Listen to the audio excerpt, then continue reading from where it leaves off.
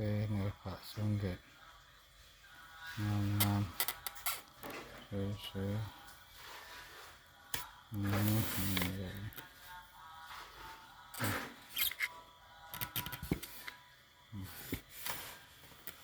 เดี๋ยวเราก็ไปเห็ดใบมดใบเสียงเสร็จเป็นของเธอของเต้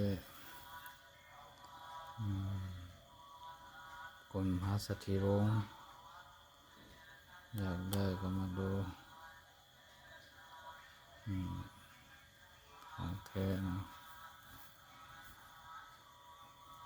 ดู